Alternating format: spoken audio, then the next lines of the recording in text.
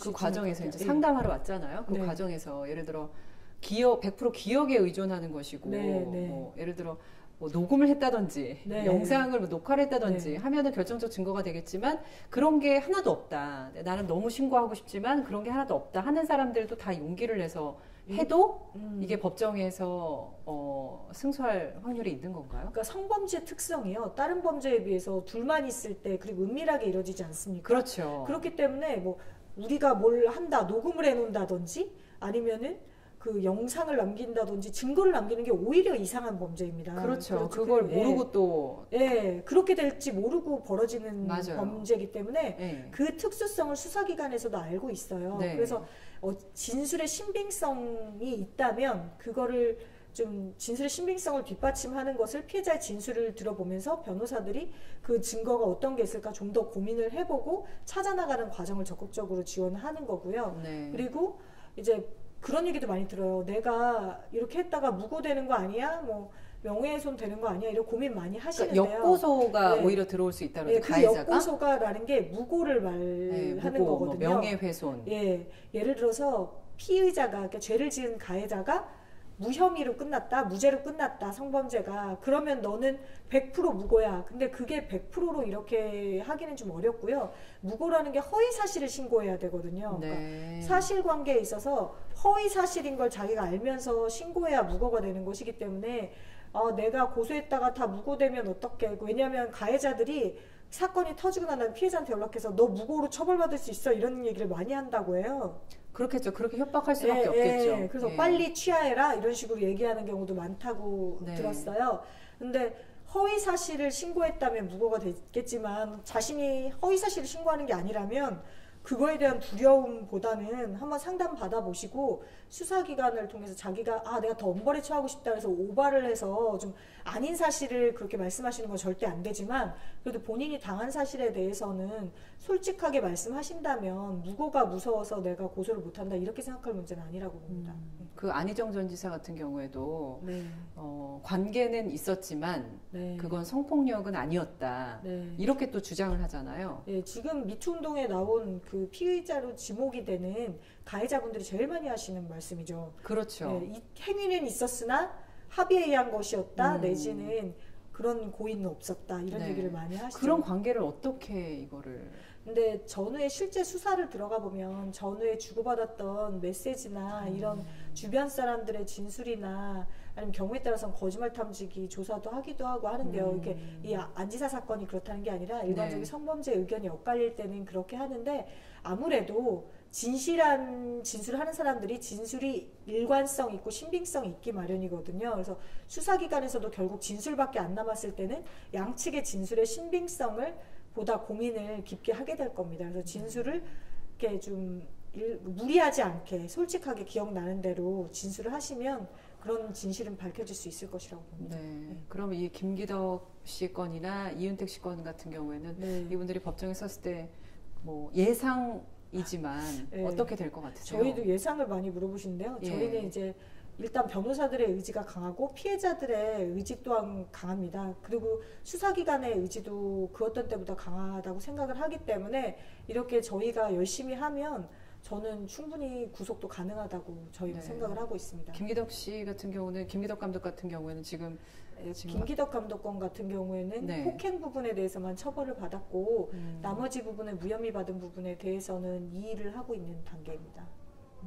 지금 뭐 한국에 없다는 얘기도 들었는데. 저희가 뭐 그것까지. 왜냐하면 이윤택 씨 같은 경우에는 출국 금지가 되어 있는데. 그래서 그 김기덕 감독 사건이 벌어질 때는 미투 운동의 바람이 불기 전이었지 않습니까? 그래서 저희가 얘기하고 싶었던 거를 충분히 다 얘기하고 그것이 받아들여지는 분위기가 변호사들이 느끼기에도 좀 더 지금하고는 조금 분위기가 약간 달랐던 것 같아요.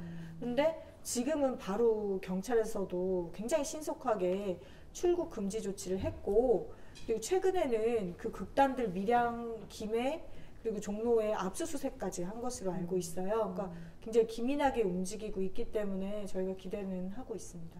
그렇군요.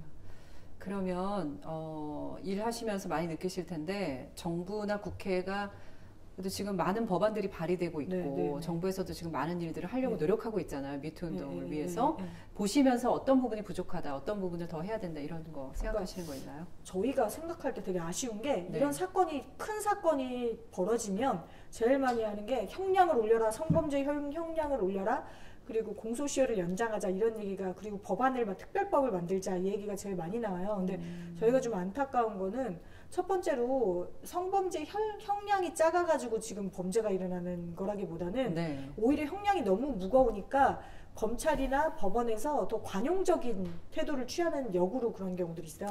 이렇게 엄청난 형량이 있는데 이 정도 범죄에 이렇게까지 더 관용적으로 할 수 있는 부분이 생겨버리는 거예요. 그래서 양형 기준이 엄격해지는 게 저는 법정형이 올라가는 게 중요한 게 아니라 네. 실제 법원 내부에 양형 기준이 올라가는 게 중요하다 생각을 하고요. 그리고 공소시효를 연장한다 하는데요. 네. 근데 진짜 우리나라에서는, 미국은 20개 주에서 공소시효가 없어요. 성범죄, 성폭력 범죄에서는. 그리고 UN 철폐위원회 이런 쪽에서도, 여성차별 철폐위원회에서도 우리나라 여성가족부 장관에게 권고한 사항이 성폭력 범죄에 대해서 공소시효를 폐지하라 이런 네. 얘기들이 있거든요. 그리고 저희도 현업에서 일하다 보면 정말 오랫동안 가슴에 묻어놨던 얘기를 해도 공소시효가 있어서 처벌을 못하는 부분들이 있고, 그렇죠. 네, 그런 부분들을 생각했을 때도 그래도 외국에서는 공소시효 있는 나라도 성폭력 범죄는 30년 이상도 많거든요. 지금 현재 우리나라는 몇 년이죠? 우리나라는 건건이 다 다른데요. 10년에서 15년이면 다 도과를 시키는 경우들이 굉장히 많아요. 미성년일 때는 이제 성년이 됐을 때로부터 기산을 하긴 하는데요. 그래서 지금 이제 점점 연장하는 추세로 기산점도 그렇고 늘리는 추세이지만 저희는 이번 기회에 완전히 폐지를 바라고요. 예. 그리고 법률안도 그런 사태가 벌어지면, 최근에 이윤택 사건 벌어지고 난 다음에 그냥 당끼리 이렇게 얘기를 해서 몇 주 안에 법안을 만들자 이런 얘기가 나오는 거 보고 저희가 굉장히 놀랐거든요. 네. 성폭력 범죄나 그걸 막기 위한 거는 그냥 처벌만 강력하게 해야 된다고 든 게 아니라 좀 섬세하게 접근을 해야 되는 영역인데, 저희가 원하는 거는 충분한 연구를 거쳐서 아웃소싱도 주고 한 1년 정도 시간을 가지고 초당적으로 네. 협력을 해서, 그리고 강간죄에 대해서도 유엔에서도 권고하는 거는, 저희가 힘든 게 강간죄를 폭행 협박으로 반항을 억압하거나 불가능할 정도가 돼야 강간인 거예요. 지금 현재 법규상. 예. 근데 그 폭행 협박으로 반항을 억압해서 도저히 반항이 불가능할 정도라는 것은 우리 사회에서 아직도, 저는 그렇게 생각을 해요. 개인적으로 조선시대 은장도 차고 다니면서 그 정도로 반항을 해야 반항이라고 봐주는 것인지, 그러니까 유엔에서 권고하는 동의하지 않는 성관계, 합의되지 않은 성관계를 강간으로 하는 것이 좋지 않겠냐, 이런 것을 우리나라에 권유한 것으로 알고 있거든요. 그런 사회적인 논의도 활발해질 수 있기를 저희는 바라고 있습니다. 네, 그렇군요. 그러면 이게 앞으로 운동과 폭로로만 그칠 게 아니라 이게 사회적인 시스템의 변화로, 물론 사회 인식의 변화가 가장 중요할 것이고, 그 다음에 시스템과 제도의 변화로 이어져야 되잖아요. 그러면 외국의 사례를 좀 한번 볼 수 있을 것 같아요. 사실 그 미투 운동이 처음 벌어졌던 미국 같은 경우에도 타임즈업이라는 또 단체도 설립하고 그러면서 뭔가 구체적으로 나가는 게 보이거든요. 그리고 외국 사례들을 우리도 좀 참고해야 될 것 같은데요. 그러니까 외국들이 일단 성폭력에 대해서 무관용하지 않습니까? 그리고 강간을 꼭 폭행 협박을 요구하지 않고 동의하지 않는 성관계면 그 강간으로 인정을 좀 더 완화해서 해석하는 경우도 많고, 또 성폭력 사건을 조사할 때도 지금은 우리나라도 그렇게 전문성을 갖추려고 이제 걸음마 단계에서 노력을 하고 있어요. 근데 미국이나 캐나다 같은 경우에는 피해 여성들을 영상 녹화, 피해 사실 진술을 영상 녹화를 하는데, 그 담당하는 경찰이 10년 이상 베테랑들만 그렇게 들어가서 할 수 있을 정도로. 그게 또 정해져 있나요? 10년 이상? 그런 영상 녹화만 10년 이상 한. 영상 녹화만. 그런 전문가들을 키워내고 있다는 거죠. 그래서 영상 녹화에 들어갔을 때 피해자가 마음 편히 얘기를 하면서 이렇게 할 수 있는 부분, 우리나라가 지금 아직 그 정도까지 전문성이 쌓여있진 않아요. 그렇죠. 그런데 이제 이 부분에 대한 문제 제기가 있었고, 다행스럽게도 우리나라도 그런 방향으로 나아가려고 해서 지금 그 서울지방경찰청에도 성폭력 특별수사대, 그리고 성폭력한 그 피해자들을 전담해서 그런 심리학 전공하신 경찰들이, 이렇게 특채된 경찰들이 케어를 해주고 이런 상담을 하려고 하고 그런 노력들을 하고 있습니다. 그래서 저는 생각을 할 때 1류와 2류다 이렇게 얘기를 하는 게 뭐 50% 차이, 뭐 80% 차이가 나는 게 아니라 2%의 차이가 엄청난 차이를 만든다고 생각을 하거든요. 그러니까 다 기본들은 하는데 섬세함이 어느 정도 더 있느냐의 차이라고 생각을 합니다. 그래서 그런 실제로 운영되는 제도를 좀 더 섬세하게 전문적으로 운영을 좀 할 수 있으면 어떨까. 그러게 교육이 되게 필요할 것 같아요. 그 전문 인력에 대한. 그래서 저도 미국이나 캐나다 사례를 보고 정말 부러웠는데요. 캐나다는 어떤가요? 캐나다도 그렇다고 영상 녹화하는 전담하는 경찰이 10년 이상 경력이 쌓인 사람들, 그리고 아동 성범죄의 경우에는 몇 년 이상 경력이 쌓인 사람들이, 전문성을 띈 사람들이 그 안에서도 세분화해서 디테일하게 성폭력 범죄의 수사나 이런 피해 사실 진술 듣고 수사하는 데 굉장히 섬세함이 필요한 영역이거든요. 그래서 우리나라도 이제 전문성을 이렇게 세분화해서 조금씩 걸음마 단계로 지금 도입을 하고 있고 전문성을 쌓기 위해서 많이 노력들을 하고 계세요. 그래서 굉장히 바람직하다고 보고요. 이렇게 미투 운동도 불고 있고 이렇게 노력을 한다면은 저희도 5년 지나고 10년 지나면 좀 또 다르지 않을까. 그리고 저희가 이렇게 기회를 아나운서 공화국에서 이렇게 기회를 주신 것을 감사하게 생각하는 게, 저희도 말씀 주신 것처럼 그게 되게 우려스러워요. 이게 일시적인 유행처럼 들불처럼 번지다가 꺼지고 꺼져버릴까봐, 피해자가 오히려 사람들의 관심이 꺼지고 난 다음에는 역풍을 맞을까봐 저희가 하면서도 걱정하는 부분들이 있는데, 이렇게 관심 가져주시고 계속 이렇게 힘을 보태주신다면 저희도 열심히 그렇게 힘받아서 할 수 있을 것 같습니다. 네, 맞습니다. 이 대중들의 관심이 꺼지지 않고 계속 이어져야 되고, 뭔가 자꾸 이 피해자를 의심하거나, 이 처음에 그 용기 낸 사람들이 그 용기가 꺾일 만한 그런 사람들의 생각이나 인식 같은 거는 좀 사라져야 되지 않나. 이렇게 다른 방향으로 가지 않았으면 좋겠다. 변질돼서는 안 된다, 이런 생각을 해봅니다. 그리고 중요한 거는 이게 진짜 싸워야 될 대상이 아까도 말씀하셨지만 남성과 여성 이렇게 그게 아니에요. 성대결로 가면은 안 될 것 같아요. 그리고 심지어 피해 사례 중에 여러분들이 놀라실 수도 있는데요. 그 언론에 보도된 사례도 있더라고요. 남자 상사가 남자 그 후배를 성추행하고 강간하고 이런 사례들도 있거든요. 근데 저는 실무에서는 그런 사례들을 왕왕 접해요. 제가 접하는 사건들의 전체 성폭력 사건의 적어도 10% 내외는 되거든요. 그리고 또 그 남자 피해자들이 어릴 때 당한 경우들도 많고, 사춘기에 당한 경우도 많고, 그리고 권력형으로 직장 내에서 하기 때문에 그렇게 말 못하는 경우들도 있어요. 그러니까. 제가 아는 사례 같은 경우는 직장 내에서 회식 자리에서 상사가 딥키스를 했을 때 거절하지, 막 되게 많은 범민이 있는데 그거를 거절하거나 획부리치거나 화를 내기 힘든 그런 사례도 저는 봤거든요.